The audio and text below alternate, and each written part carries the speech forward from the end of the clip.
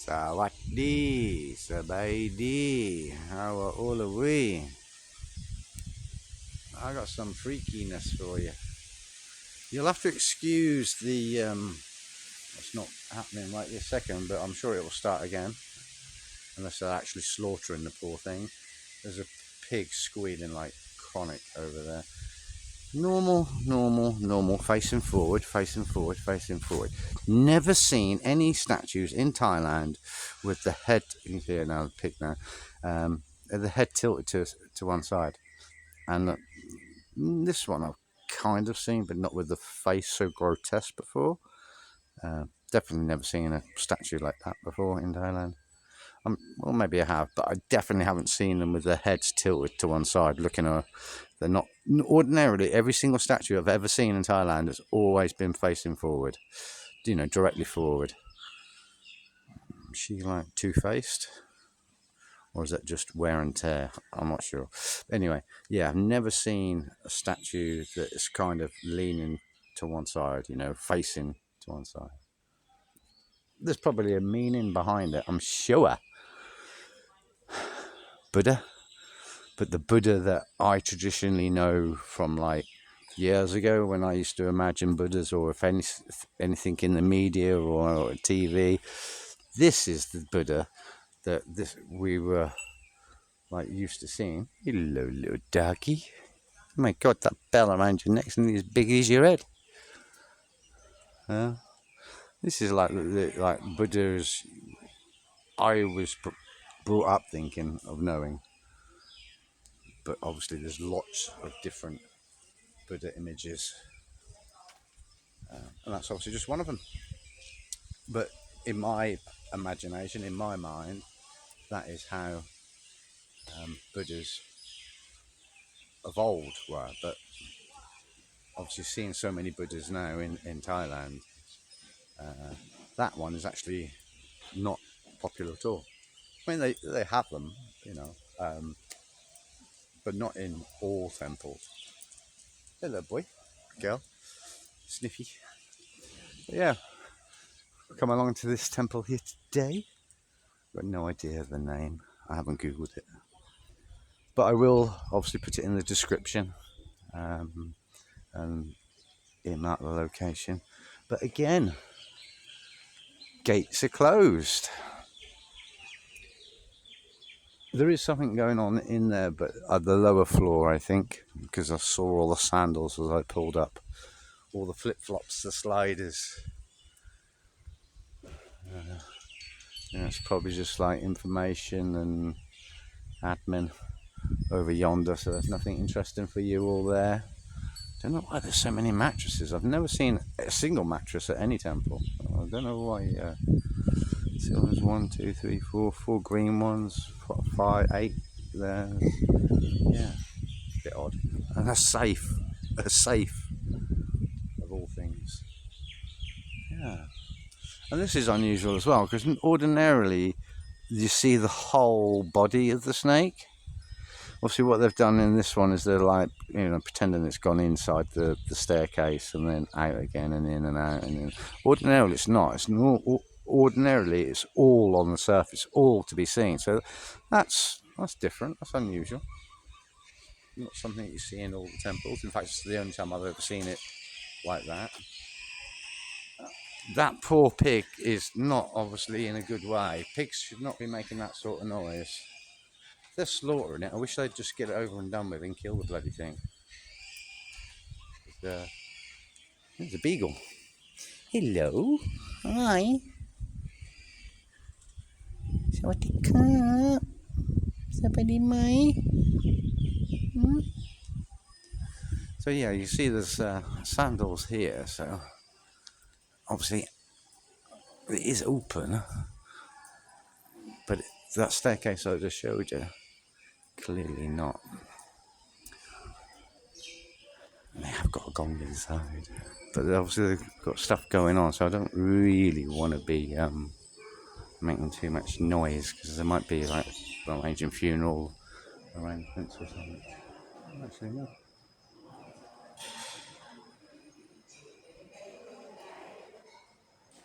No, it's not. I think it's just people coming to make merit and stuff.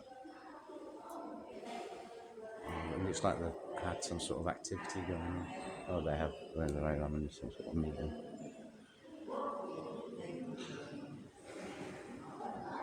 Very nice.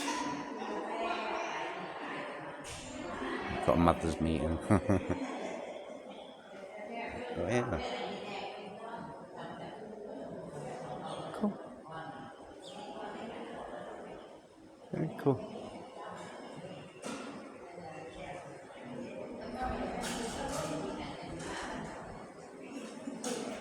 Let's have a go on the gong before I get out of here. Get my gong on. Why not? I don't know where I'm going to be able to prop you up. Let me prop you up over here.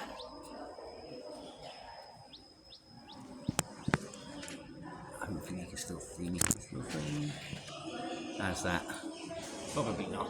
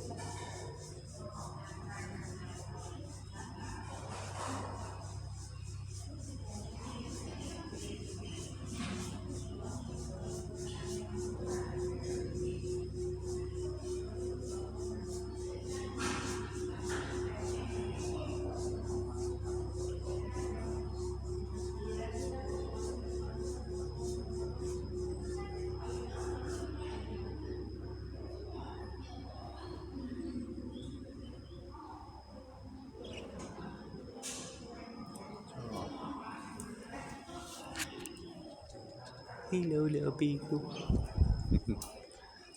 Yeah, there's obviously meeting or something going on, so I'm not gonna. I would have liked to really go into that, really giving it the big one.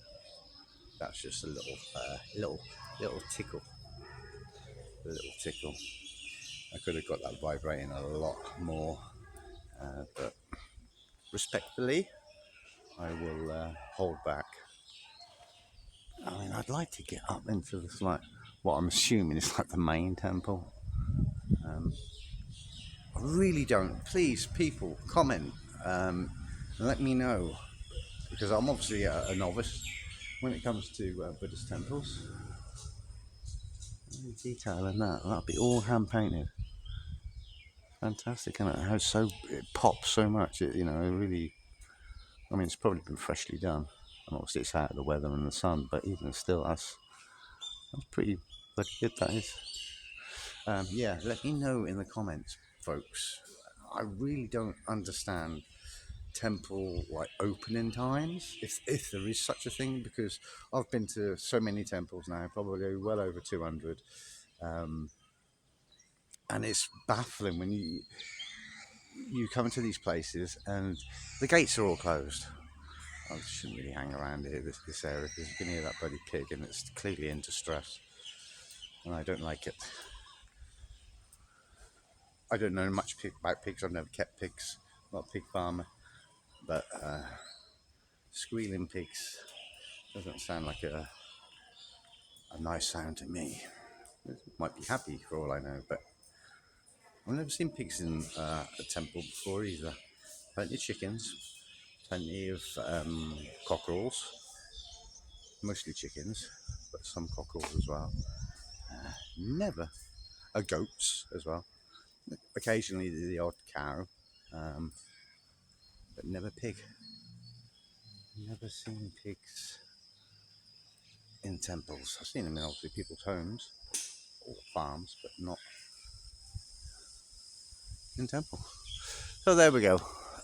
There's not much I can really show you, because like I say, the upper floor, which I'm assuming is like the main building part, like the main temple, where like the big events are held, it's all locked up, and I just don't get it. I just don't get it.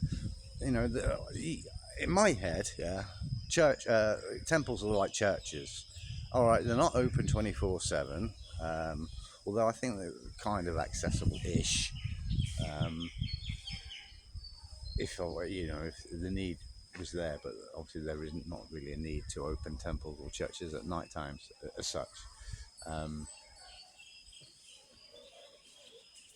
but these temples, so many of them, just locked up. But there's people on site, so I don't get it. If there wasn't anybody there for whatever reason, then yeah, of course, lock it up, keep things safe. But when there's monks on site, like there is here, and clearly active, I don't get it. I don't get it. Anyway, that's me done. Uh, just a little bit about what's been happening. Let me just take a pew on my motorcycle and get my bloody leg over. Ugh, shit, that hurts. Yeah, these last few days have not been great. Come to Yasothon because my friend, I say he's from Australia, and the only reason I say he's from Australia is because he lived in Australia most of his life and he speaks with an Australian accent, but he's actually born in New Zealand. But I don't think there's any real connection there other than when he was born there. Anyway, he was hospitalised 4 days ago, 5 days ago, and I come up to see him in hospital in the ICU, and unfortunately he passed away last night. Kevin O'Grady. Yeah, I wouldn't say. I mean, he passed away to say peacefully. I mean, he was in an induced coma, so I suppose he was peacefully. But yeah, not great. Making friends that pass away, and I haven't got that many friends in Thailand, so that's one less now. So yeah, not great. I'm just up here. He's got a Thai partner, but she doesn't speak very much English at all. And obviously, as he's from New Zealand, and he's got lots of friends, or friends, I'll say lots, friends in Australia. She's not able to really communicate too much. So I shall hang around. It's Sunday today, so obviously the embassies are closed. So I'll hang around another day, speak to immigration for her tomorrow, and then hopefully get things organised for her, like the legalities. The funeral will be held here in Thailand, in Yasothon. You'll have a Thai burial, a Thai funeral, not burial, Thai funeral, cremation. And then obviously his Thai wife will have his ashes. I think that's about as much as will happen, really. Um, Obviously, I'm not family, so I'm not getting involved with the medical side of things. Obviously, he was in hospital for a number of days. CPR had been done a couple of times, although I wasn't aware of that until yesterday.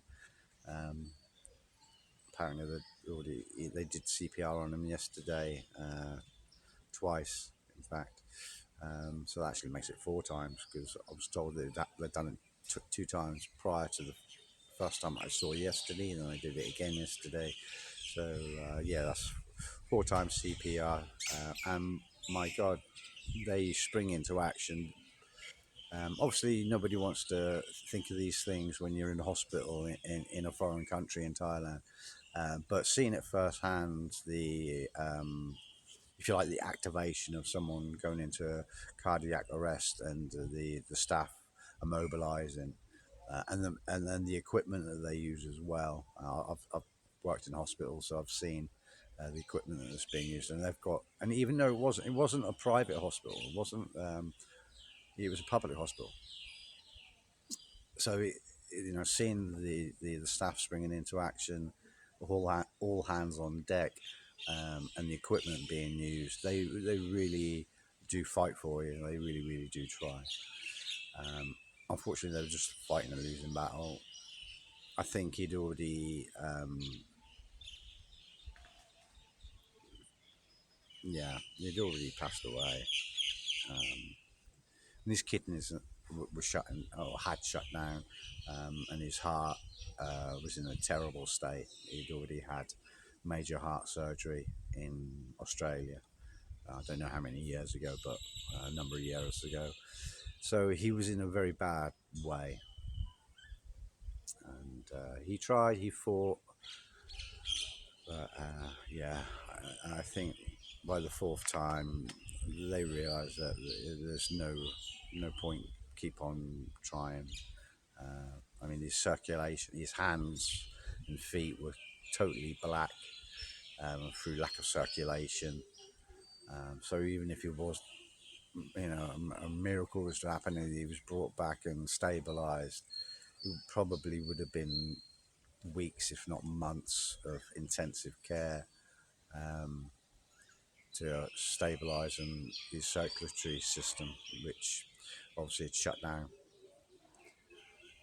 So there was a good chance that even if he did make it through, he would have probably had his feet or possibly his hands and feet amputated because no blood circulation. They're obviously going to just go gangrous, aren't they? So